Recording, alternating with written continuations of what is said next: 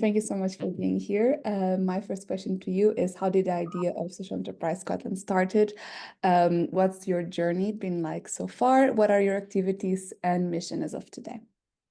Yeah, absolutely. So Social Enterprise Scotland's been going for 20 years, believe it or not. And I think it was born out of a real need to coalesce around supporting social enterprises, which is quite a new concept. Certainly in Scotland, we didn't use the phrase, I think we morphed from the phrase maybe community enterprise through to social enterprise in the early 2000s.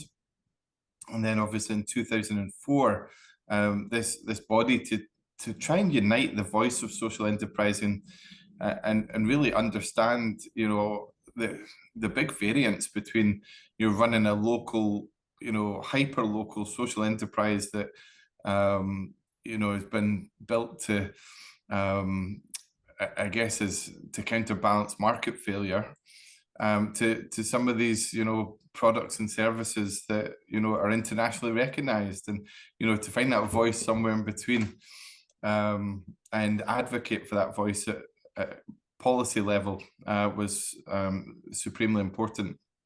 I was looking back as part of the homework for this, and I noticed that one of our objects in our governing document was to alleviate poverty by promoting social enterprise.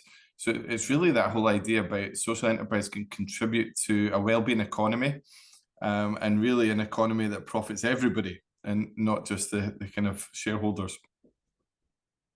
That's so important, and definitely 20 years ago, I think we can agree that there's been a lot of progress in the field, and it's a lot more talked about than it was at the time.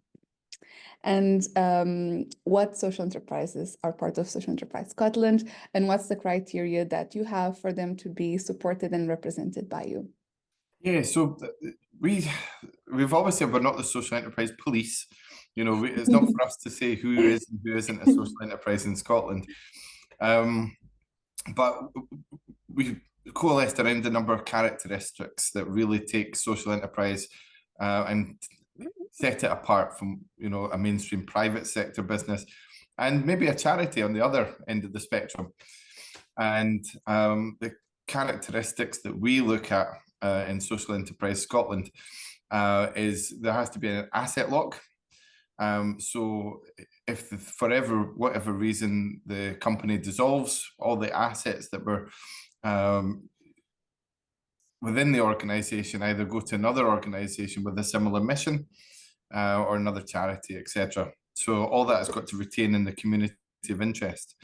There's a big piece about profit distribution as well. Social enterprises don't have shareholders, and the profit is redistributed back into the purpose or the mission of the organization. We also say it can't be a subsidiary of a public body. So it's not a public sector, what we call an ALIO, arm's length organization, and it must be democratically run as well. I think the other 5 characteristics, did I get them all? But our members vary in size. We have 6,047 social enterprises in Scotland. We've got a membership of about 780 just now, so just over 10%. We know from the census that social enterprises predominantly have a turnover of under 500,000. It's actually 80% of social enterprises in 2021 turned over less than £500,000. And we made a decision to, with cost of living and obviously rising electricity costs, etc., we felt social enterprises who turned over less than 250,000 should be allowed free membership for Social Enterprise Scotland. So when we made it free, there was obviously an onboarding of a number of members, but 83% of our members don't actually pay for membership because they're in that category. So it resonates with the sector census. We have social enterprises that again, are hyper-local. We've got social enterprises that trade internationally and everything in between.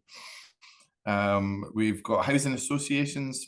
We don't have any credit unions, interestingly. There are a couple of membership bodies for credit unions, and perhaps that's why. They're all Yeah, but again, we're doing a kind of recruitment and retention drive this year to try and raise the profile of social enterprise. The characteristics of our members is they're predominantly run by women. 70% of our members are who run social enterprises are women-led businesses, and they tackle everything from the climate emergency right through to period poverty, etc. Oh, that's incredible. And about period poverty, Scotland is just so much ahead of the rest of the world. It's incredible. And it's so good to hear that you have so much diversity within your organization. And then maybe there's opportunities for members to learn with each other. Some of the more local ones can learn how to possibly expand from the more global organizations that you have. And besides the growing in membership, which I think might be a goal for the future, where did you see Social Enterprise Scotland getting in the next 5 years? Yeah, so for me, and again, conscious that I'm being recorded here, for me, there's something about creating a movement. I think, the psychologists will tell us, you need 20% of anything to create a critical mass. And at the moment, as I said, 6,047 social enterprises. There's over 250,000 small and medium enterprises in Scotland. I would love to get to that critical mass of 20%, raise the profile. I would love to see Scottish Government really investing in people who are putting environmental and social missions at the heart of their businesses. That social enterprise actually becomes about doing business the right way as well. So I think for us, it is about leading that movement. It's about recognizing ecosystem partners as well, though. It's about acknowledging the fact that we're on a spectrum. We've got brothers and sisters in the cooperative movement, running cooperatives, which have very similar characteristics to social enterprises. And also employee-owned businesses as well. There's people that are looking at different ways of doing businesses and creating a sustainable income and a better life in Scotland as well for its residents. Yeah, that's so exciting to hear. So many things coming up that are very positive for social economy. Yeah, there's probably some programs that we want to introduce. We've coalesced around the Bi-Social brand. We've come up with the Bi-Social Scotland Business Pledge, where we encourage mainstream businesses to incorporate a number of commitments, but one of them being to look at social enterprises in their supply chain to allow them to report on their environmental, social, and governance as well. So we'd love to elevate that, and we've seen a number of organizations sign up to that, but it'd be amazing if that had a bit of traction and got further profile, and we could really unlock some excellence in procurement as well, where both private sector and public sector who want to put their spend to good use. They want to see their supply chains create social impact. I love construction companies' approach to this, where they really want to leave a legacy within a community with a big build, and social enterprise should be able to help. And one of the things that we are introducing this year is the People and Planet First verification through the Social Enterprise World Forum, and really trying to identify where the social enterprises are and make it easier for private and public sector to buy from them. That's so great to hear. And yeah, I think definitely to create a change as big as we want to, all the actors need to be involved. Absolutely. And thinking about all these activities, it's such an honor to have you as a member. When did becoming part of your Clean network become relevant to you? Do you know, it was through a lack of understanding more than anything that we weren't members before. We'd been heavily involved in the SAWF, Hmm. but there were other actors in Scotland who were more involved in Europe.